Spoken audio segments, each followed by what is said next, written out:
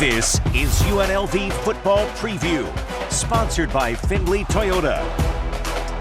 Welcome to the UNLV Football Preview Show. Kevin Bollinger alongside UNLV head football coach Barry Odom, and we're here at the Fertitta Football Complex.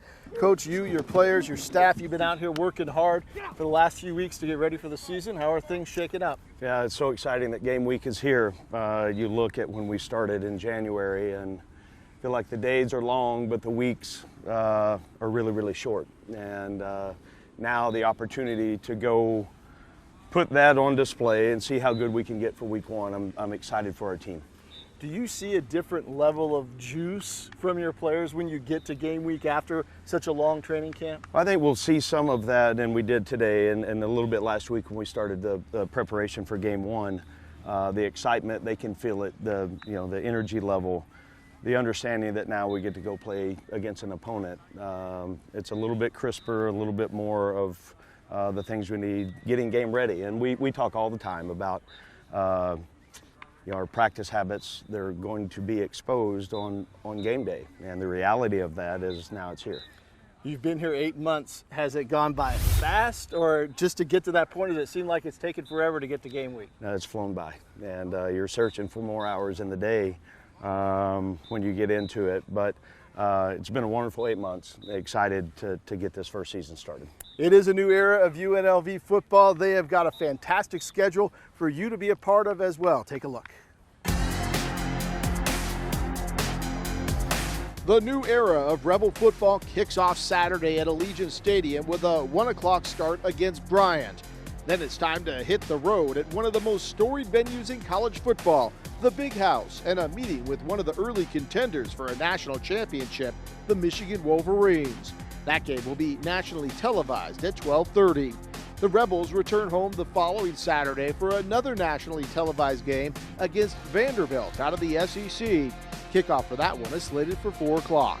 The non-conference portion of the schedule wraps up the next Saturday in El Paso, Texas, as UNLV plays UTEP in a 6 o'clock start.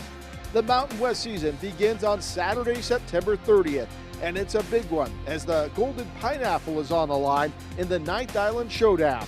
The Ninth Island of Las Vegas hosting Hawaii at Allegiant Stadium in a 1 o'clock start. The rivalry games are just getting started. After a bye week, it's the battle for the Fremont Cannon. UNLV at UNR on Saturday, October 14th, with the fireworks beginning at 2 o'clock. Then it's back home to host Colorado State the following Saturday for a 4 o'clock start against the Rams and former UNR head coach Jay Norvell. The Rebels are on the road the next 2 Saturdays. First, it's a trip to Fresno for a showdown with the Bulldogs in the Valley. That's on October 28th. That's followed by a trip to Albuquerque and a 3 o'clock kickoff against the Lobos in New Mexico. UNLV has their only non-Saturday game of the season on November 10th. A Friday tilt at Allegiant against Wyoming. The final road game of the year sends the Rebels to the Academy in Colorado Springs and a Saturday afternoon game at Air Force. The regular season finale takes place Thanksgiving weekend.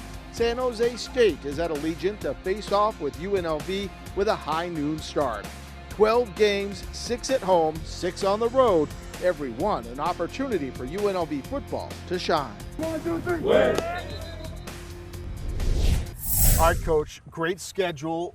Tell us a little bit about some of the players that fans should be keeping their eye on this year. Yeah, we're excited about really all 3 phases of our game because we've got to play complementary football. And offensively, we've got an opportunity. Our challenge as a staff is to be able to establish the run game. And you look at how does the quarterback play come into that. Doug Brumfield has got a lot of meaningful snaps behind his first couple of years here, and we're going to build on that. He's got an opportunity to be a special quarterback. We've got to protect him. Donovan Lester in the backfield is a transfer that joined us. I think he's got an opportunity to help us in the run game. Big, stronger back. And then up front, Jalen St. John really can play all 5 positions. Has been so steady throughout fall camp. Those are 3 guys there in the middle that we expect big things for.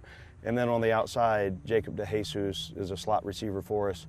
Explosive, runs great routes. And then Ricky White on the outside has got really savviness, down the field, linear speed, but also the experience that he brings when he doesn't have the ball in his hands. It's so important on how he plays. Well, UNLV has a history of great offenses going back to Randall Cunningham and Ickey Woods.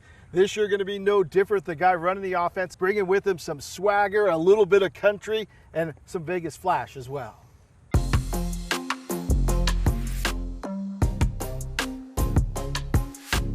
Coach, you were at Texas, and obviously the Longhorns' long history, up and coming again with things that are going on there. You decided to come to UNLV. What went into that decision? Really just Coach Odom and, the opportunity to, be a play caller and get back in the quarterback room was one of the things that I really wanted to, accomplish. What are you looking to do with this Rebel offense? Really just be explosive and dynamic and highlight all of our players' skill sets and talents and put them in a position to be successful. Is there something, as you went through just one recruiting class right now, but as you continue to build this offense, what are you looking for in a player that's going to stand out for you no matter what their position on the offense? They have to have the traits of being violent, being fast, and then being able to understand football and love the game, to understand the variety of it, and really be immersed in trying to be a great student athlete and want to be here in Vegas. I think it's important that we have kids that are here now that truly want to be here and make an impact and make this place special. When you look at the facilities that UNLV has, it's comparable to a lot of other schools around the country that have had a lot of success as you guys try to build this program into a consistent winner. No doubt. When I came here, I was blown away by the facilities, and obviously when you go over to the stadium, I mean, you're just like, wow, you're wowed by that. It's like a spaceship just landed in Vegas, when you go over to Allegiant, and the Fertitta complex here is amazing. I mean, we lack nothing as far as when it comes to facilities, for sure. And Allegiant Stadium, when you bring a recruit in and you say this is where you're going to play your games, that is an impact factor for anybody who wants to play at the next level. Yeah, if you're a real guy and you love ball, I mean, when you stand in that stadium, I mean, you're like, I always tell the kids, just see yourself. Can you see yourself here making plays and making an impact here? And when they get in that stadium, they really can. When you look at the Mountain West, it's, a lot of conferences are the same, but the Mountain West is unique in terms of the kinds of defenses that you're going to be seeing every week. What stands out as you look ahead here to what you have to do to prepare for a conference that is all over the place?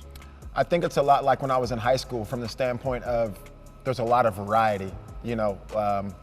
When you are at bigger programs, pretty much everybody kind of runs the same thing. When you're in the Mountain West, you have a lot of young and up-and-coming defensive coordinators who are trying new things and doing different things and trying to make their mark on football, so you have to be prepared each week for what those schemes present. And then also there's ultimately a lot of great players in this conference as well that you have to prepare for. You've kind of honed it on your quarterback. Brumfield is your guy. Good job, great time, and 2 hits, you get it out. What do you see from him that's going to help take this offense consistently to another level? I think he's found his voice. I think he feels more confident. And I think he gained that confidence from demonstrated performance here in the weight room. Him and Coach Fish have really got after it. He's became one of our strongest guys. He's put on 15 to 20 pounds. He's really shown that he's turned that leaf in, being able to say something and have confidence in what he's saying, and people actually listen and respond to what he's saying. So I'm excited to see him take that next step to finishing the season, to showing what he can do as a, healthy, strong, talented quarterback in this league. You talked about putting the 15 to 20 pounds on. When a new staff comes in, you're trying to get a new program going. It really starts in the weight room, in the off season. Talk about what you guys have done to try and get this team prepared for the fall. Yeah, I think we really have just brought an element to, like Coach Odom coming from the SEC, me coming from Texas, and the places that other coaches come from. Coach Alexander came from Notre Dame and Georgia Tech, and Coach Weiss from Virginia Tech. So a lot of that, Power 5, the guys working out, the guys eating a certain way, the guys lifting a certain way. Coach Fish came from the NFL and NBA. And we've just given them all the things that we've learned across our journey. We're pouring it into them. And I think that, the really things that have changed is our diet. The guys are eating a lot more and they're working out a lot more. So ultimately, that's going to give them a lot of gains. All right, let's talk about the hat. How often do you wear it? Does it go everywhere you go? Yeah, I'm big into it. I mean, at Texas, I really got into the hats. I've always been into cowboy boots. I own a farm. So, kind of just put the hat on and kind of stuck. And everywhere I go now, I'm the coach with the cowboy hat on. People message me every day like, I'm going to get a cowboy hat. Which one should I get? What type? So kind of just stuck with me. What kind of farm do you have? What do you do out on the farm? It's a ranch. There's horses, horse stables. I have like 8 stables.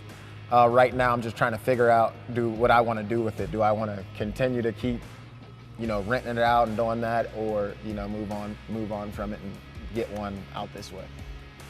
Farm life, a lot like football. You got to put the work in if you want to see the results. No doubt. Honestly, I mean, football has been a part of my life since I was 5. So I mean, that's all I really know.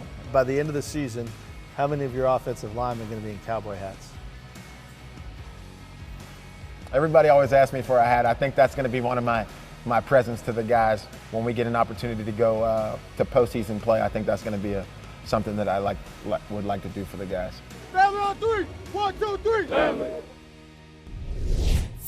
All right, Coach, fans are going to hear the term go-go offense a lot with this group. Explain what that is. Yeah, I think you look at terms that are tied to our offense or defense or kicking and program, and go-go is one on offense. And Coach Marion has really had that and developed that over time. And what does that look like? Well, for us, it's got to be able to run the ball, get the playmakers the ball in their hands out in space, and to do it at various tempos that hopefully create an advantage for us offensively.